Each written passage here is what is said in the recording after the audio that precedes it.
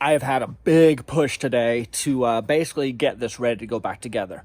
Built some brackets for the radiator that I'll show you in a second. I got the bottom tray mostly in. I've got to work out some of the positioning, but let's just jump in and I'll walk around and talk.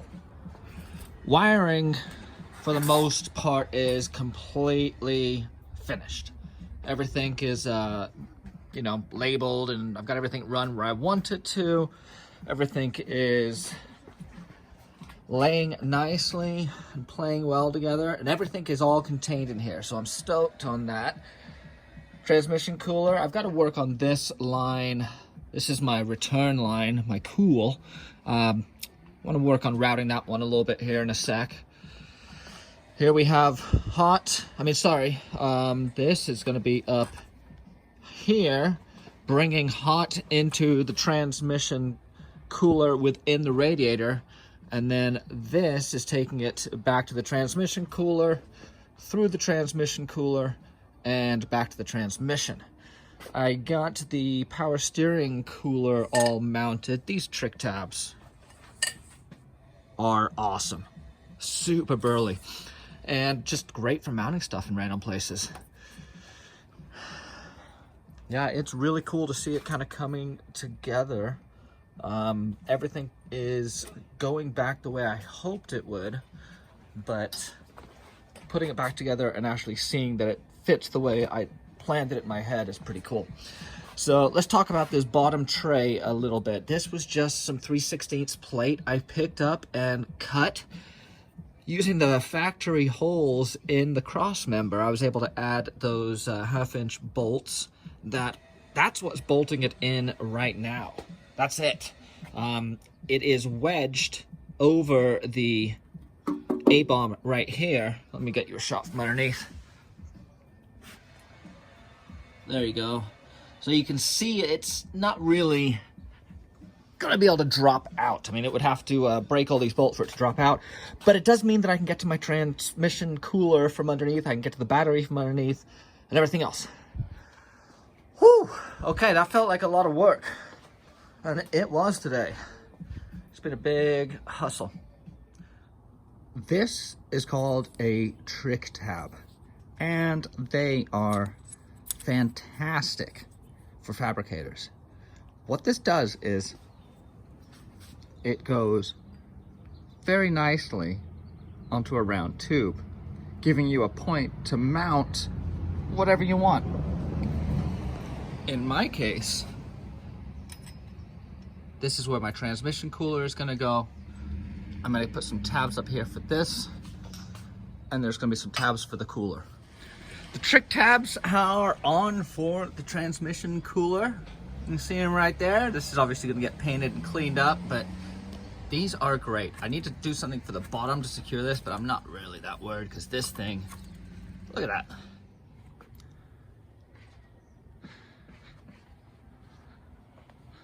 Welcome to Merricks Garage Paint Shop.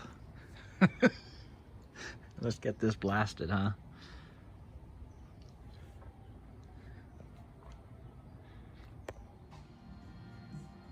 We need to talk about cooling.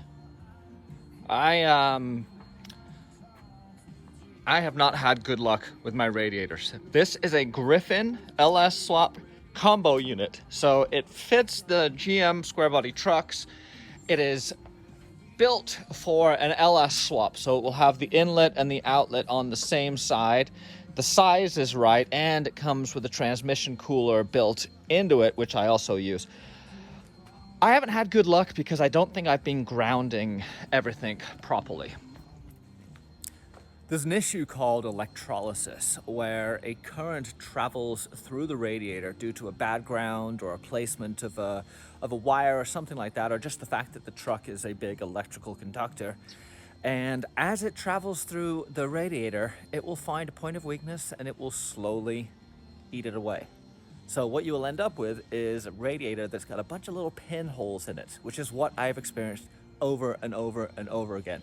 It will hold pressure, it works, but it's just constantly leaking coolant. And it drives me crazy. So after a long talk with Griffin Radiators, I think I have a significant electrolysis problem. We're going to combat that a couple of ways. I'm going to use a non-conductive coolant called Earl's waterless cooling, and I'm moving as many of my grounds away from the core support, away from the radiator, down onto the body and truck frame itself. So there should be no current running through this. There should be no more issues. I'm sure I can mess it up though. But I'm installing the fan shroud right now. Just a couple of self-tappers. And then we're gonna be mocking this up where I want it to go in here and building some brackets for it. So here is the core support coming back together nicely. Headlights are wired. I don't know if I'm gonna stick with these. I can't get them to mount properly, so they jiggle, which is gonna drive me nuts. But I'm sure I'm gonna be driving off these anyway. That reminds me, I do need to trim in here and get that cleaned up. Radiator is going to be going down here. I'm using some of this foam as a big, basically just space filler. Here's my pads that it rests on, and then here's the bracket I built. Here's a quick one. I bent it out of just 14 gauge sheet, and it goes right up there like that. And I've got another, this guy fits in just like so. Yeah, the welds aren't pretty, but you know, this might get rebuilt, but it'll do the job right there. With some rain in the forecast for today, I was able to get the panels on, so at least my fresh, clean engine doesn't get all dirty and wet. I have made a lot of progress. I know I keep saying that, but it's been a good couple weeks recently. I think I've made the decision that I'm not going to tackle the roof until after hammers. I just want to do it right, and right now it would be rushed. And while I think I have enough time, there's some other stuff I want to get into before I do the whole roof, cage, all of that. I had big, grand ideas of taking the roof off and rebuilding all the cage. And while I'm still going to do that here very shortly, it's not going to be in the next 10 days. And I just feel like I'd be rushing it if I tried to do it right now instead of just finishing up the project at hand, which is getting the whole front end back together and going and driving it with the new tires and wheels, the shocks charged, all the ride height adjusted, and just fine-tune some stuff before I hit the road in it for the trip out to the hammers. So that allows me to take a little bit of a breather and not have to worry about just crushing myself for the next 2 weeks. And it also allows me to kind of focus on what I'm doing right now, which is getting it back together and finishing the job at hand. I spent a lot of time on the wiring. I spent a lot of time up front. And I'm ready to reap my rewards, hopefully. It's gonna look really good. The core support is up and getting put back together as we speak. Let me show you what I've just wrapped up on this guy. So the core support will hold, this is pretty much it. There is not gonna be a lot of stuff added to this. I'm not going to be putting any additional coolers on here. I'm not going to have a battery mount on this side. It is simply going to be to tie the front end together and to hold the radiator. And on the radiator front, what I am doing is, let me get a light.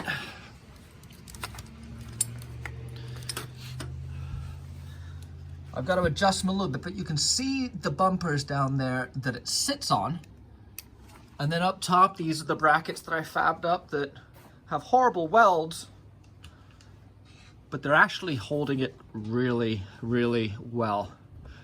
It's not going anywhere, and I'm pretty stoked on that. And it is fully isolated too. It's rubber mount. There will be no grounds to this. This and this will no longer be grounded off of the radiator, so electrolysis and the pinhole leaks I've been experiencing are going to be a thing of the past. And it's the full core support, so it fits well, and it's going to tie the front end of the truck together a lot more robustly than what I had before. Quite a few of you had asked how I fit the KC lights. These guys into the buckets right here. And you can see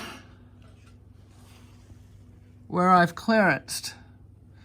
So I've got clearancing down here and here and here, and then windows up there and up there. Let me show you on the other side. It comes out a lot clearer. So that's the sort of work I had to do to get these to fit.